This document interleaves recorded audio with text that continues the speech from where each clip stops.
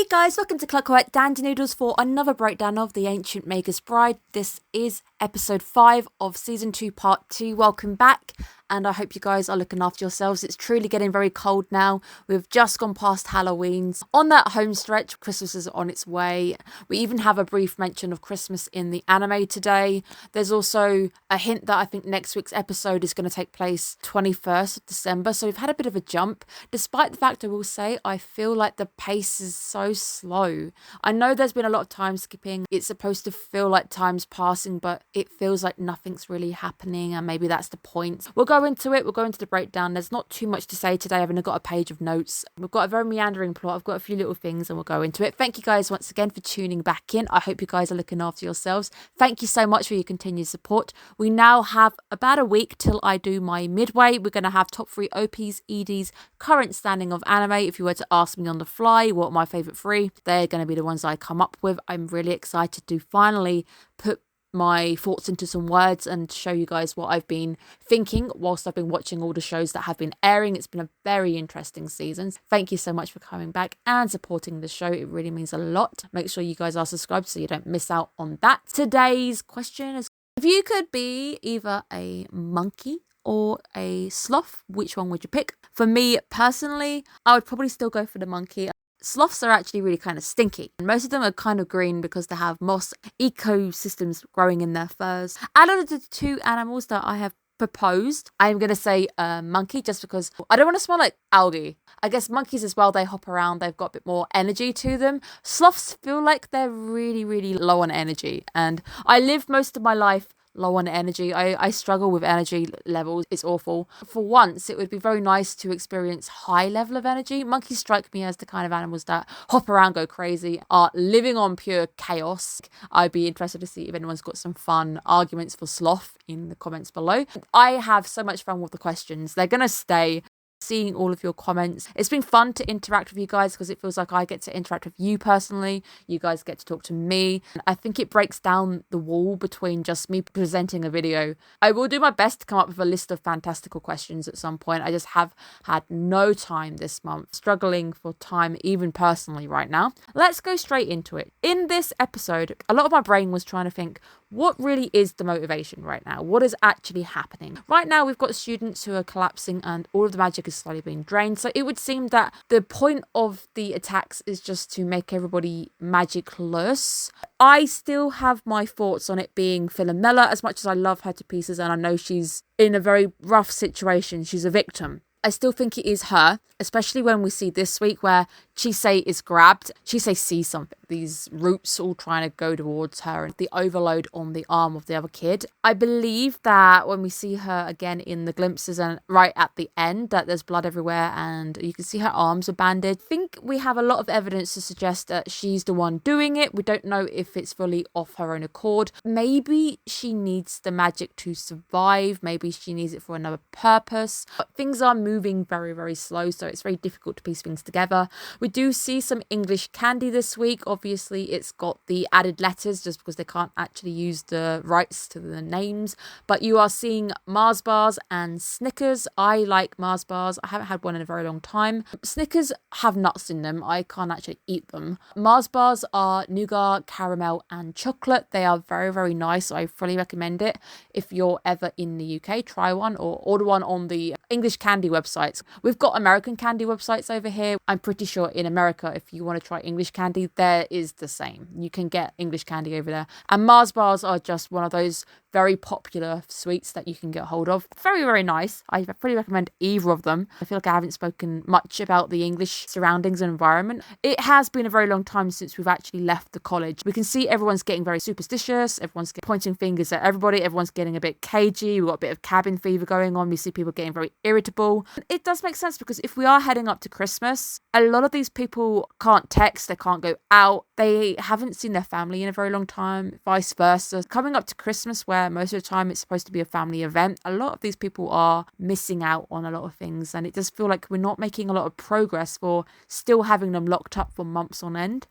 You just get to see the mental state of everybody this week. Everyone's pointing fingers at each other. We have a literal fight. We actually have hands being thrown this week. Everyone's just getting tired of being locked up. And there's a bit where they're talking about Christmas and, oh, there's a movie coming out. I want to go see this movie. But wait, we can't actually leave, so we can't see the movie. It does make you feel bad because they're in a state of lockdown. We've all experienced lockdown. It's horrible. You do feel for them because they don't know when theirs is ending. We didn't know when ours was going to end. In a situation like this, you're also trapped with a killer. You don't know if it's killer. That's the thing. People don't know about the Lucy attack, but you don't know if it's going to go out of hand and someone's going to die. Pretty much like lockdown. Maybe this is just a metaphor for lockdown. We do get a very rare break to make up for the not going to Elias's cottage, and we have the tomato picking section.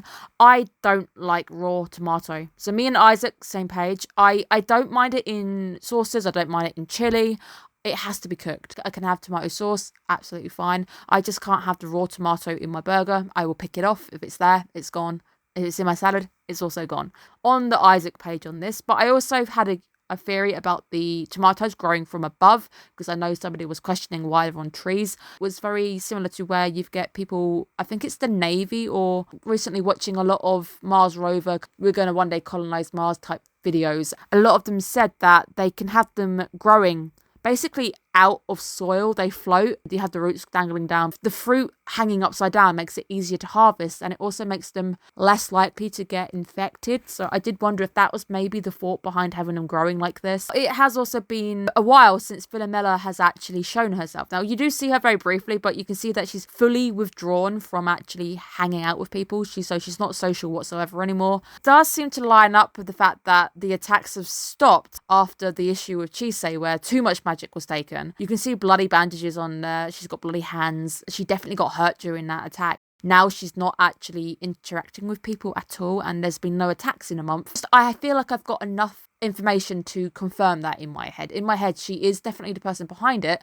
but obviously it's not maybe through her want to do so. So maybe she's getting better at controlling it. Chisei, with too much magic, she took on too much and she didn't realise how powerful Chisei actually was. I absolutely love the time passing with the tree. It starts with the leaves starting to fall off, then it goes bare, showing us that autumn has come, winter has come.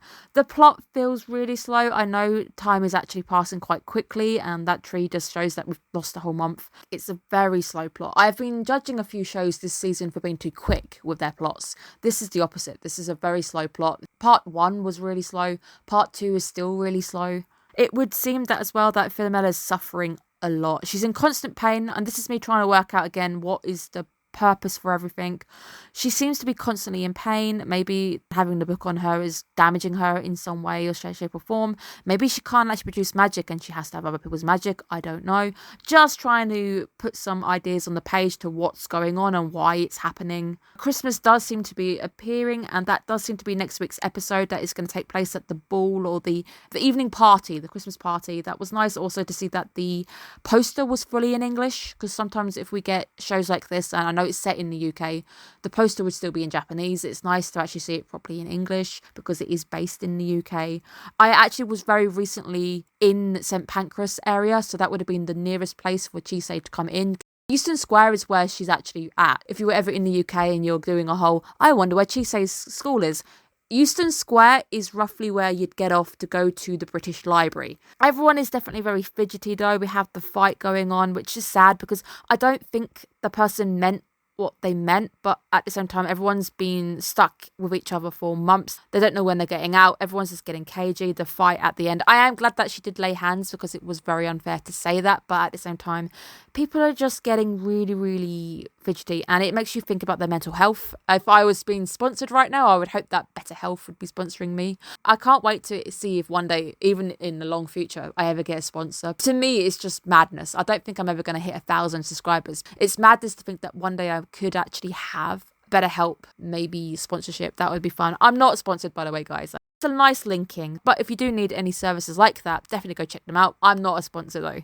And let's talk about the last chunk with Veronica. I know that I am jumping the gun and I think she's evil, but I've already said that I think Philomella's actually the one with the attack in the book. It's just the way the anime is portraying her. There is a moment where she looks up and it's not even anime style anymore. You could say it looks painting-like, the way that it's drawn, to the point where she looks so evil. I don't have any evidence and I have nothing to go on. It's just a gut feeling. The anime seems portraying her in a bad light, and it's also the reaction that you get from Philomela from seeing her face. I'm scared.